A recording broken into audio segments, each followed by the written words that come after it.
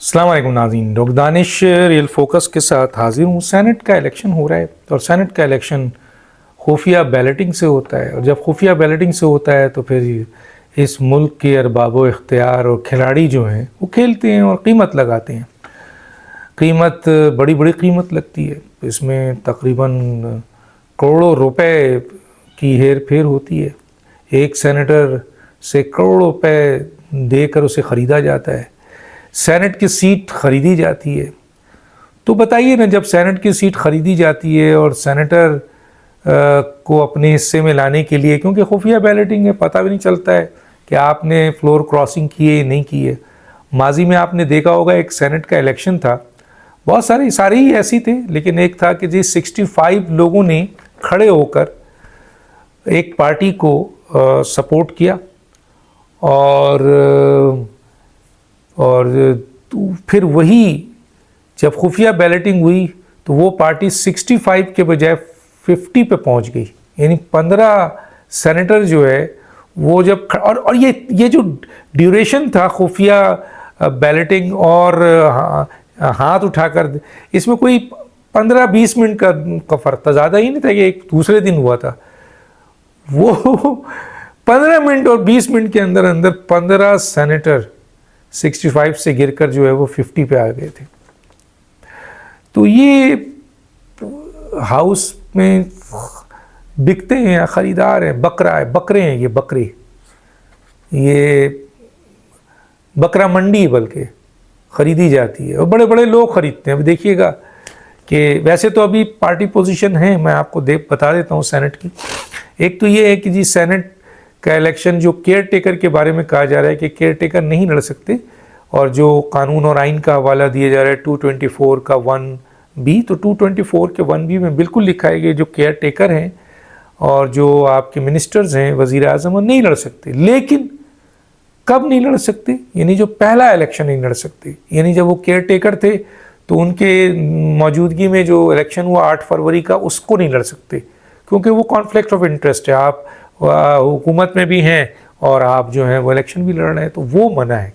लेकिन उसके बाद 8 फरवरी के बाद के जितने भी इलेक्शन होगा उसमें लड़ सकते हैं, ये आइन और क़ानून में क्लियर है। तो ये जो केयर टेकर है जिसके बारे में पीटीआई का ये कहना था कि नहीं लड़ सकते हैं, ये लड़ सकते हैं, जितना एज ए तालिब इल्म कानून को मैं समझता हूँ। अब आते हैं कि पहले ही सेनेट में 3 हफ्तों की 1 महीने का जो है वो डिसफंक्शनल हो चुका है। आपको पता है ये सेनेट उस सूरत हाल में अभी जो पोजीशन है वो ये है कि 96 सेनेटर हैं टोटल सेनेट में। 48 6 साल के लिए आते हैं, अभी 3 साल उनका मुकम्मल हो गया है, उनका इलेक्शन है, और 3 साल 2027 में जाके 11 मार्च को होंगे। तो उस वक्त जो मौजूद है इस वक्त हाउस में, उनकी ज़रा पार्टी पोजीशन में बता दूं। पीटीआई के इस वक्त 17 हैं, पीपल्स पार्टी के 9 हैं, जेयूआई के 3 हैं, एमक्यूएम के 2 हैं, बाप पार्टी के 6 हैं, पीएमएलएन के 5 हैं, एएनपी के 2, आज़ाद 2, एएनपी और नेशनल पार्टी 1 है। अच्छा, इसमें जो सेनेट का सिलसिला होता है वो ये होता है कि जी क्योंकि इसमें 7 जनरल्स की होती हैं और इसके साथ फिर 2 टेक्नोक्रेट की, 2 ख़वातीन और 2 अक़लियत की होती हैं, तो ये एक डिस्ट्रीब्यूशन होती है। लेकिन इस वक्त जो सेनेट में डिस्ट्रीब्यूशन आई है और वो ये, जैसे 115 है तो 7 से डिवाइड किया, जो जनरल सीट है उससे डिवाइड करते हैं तो तकरीबन 16 आदमी है, तो 16 आदमी एक सेनेटर करेगा।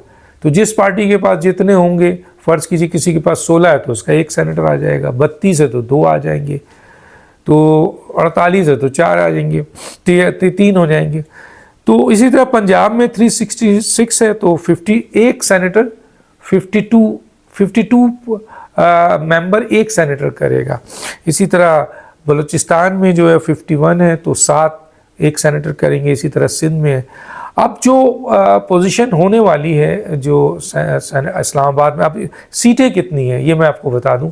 इस वक्त सिंध की सीट बनती है, ये सब कैलकुलेशन करने के बाद 12 सीटें हैं सिंध में, सूबे सिंध में। पंजाब की भी 12 है, केपीके की 11 है और बलूचिस्तान की भी 11 है और 2 इस्लामाबाद की हैं।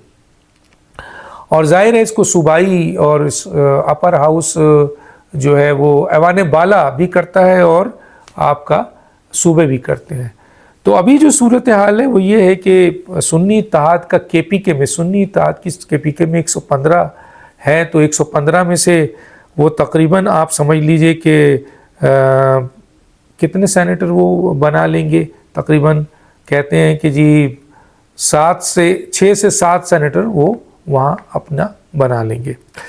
पंजाब में जो पोजीशन है वो PMLN की 224 है, तो 224 है तो वो कम से कम PMLN 5 सेनेटर अपनी बना लेगी। सुन्नी इत्तेहाद 106 है, उनके 3 से 4 सेनेटर हो जाएंगे। पीपल्स पार्टी 16 है, उनका इत्तेहादियों के साथ मिलकर, अकेले नहीं इत्तेहादियों के साथ मिलकर 1 सेनेटर वो ला सकते हैं। PMLQ की मेरा ख्याल है 11 सीटें हैं, तो वो नहीं ला सकते। सिंध में जो सूरत हाल है 12 सीट डिस्ट्रीब्यूट होगी, वो पाकिस्तान पीपल्स पार्टी 7 से 8 ले जाएगी और MQM तकरीबन 3 ले जाएगी और 1 आज़ाद भी इसमें आ जाएंगे।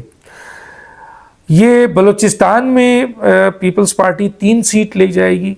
मैं बहुत ज़्यादा ब्रेकअप, आप कंफ्यूज हो जाएंगे कि किस तरह मल्टीप्लाई हुआ, किस तरह हुआ। मैं बता चुका था कि जैसे 366 है तो उसको 7 से डिवाइड करेंगे, जनरल सीट 7 है तो वो 52 आएगा, 52 एक पंजाब में दे सकता है। इसी तरह KPK में 115 तो 7 से तो 16 एक सेनेटर बना सकता है।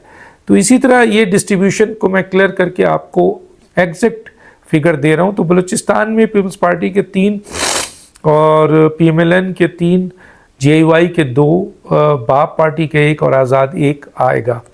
इस्लामाबाद में जो सिचुएशन है वो ये है कि जी आपको पता है कि 17 सीट पहले ही PTI की है, 9 पीपल्स पार्टी की है, 5 PMLN की है। इस तरीके से इनको जो सीट मिलेगी, PTI को 28 से 29 सीट और पीपल्स पार्टी को 23 सीट और PMLN को तकरीबन 15 सीटें मिलेंगी।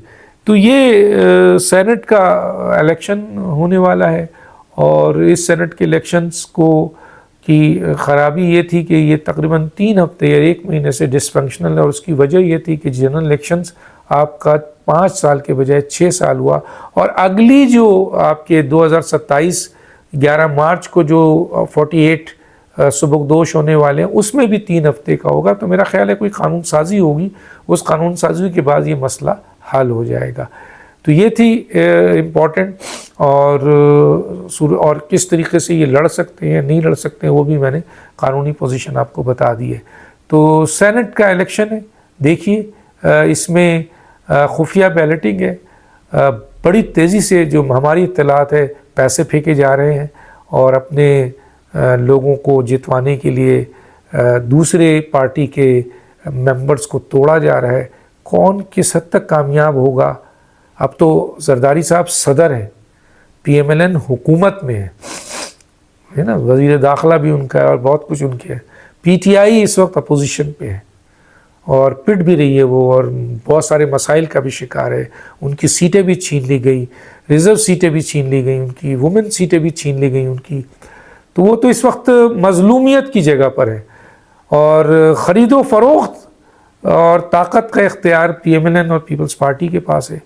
देखते हैं और बैठे हुए भी हैं अहम ओहदों पे।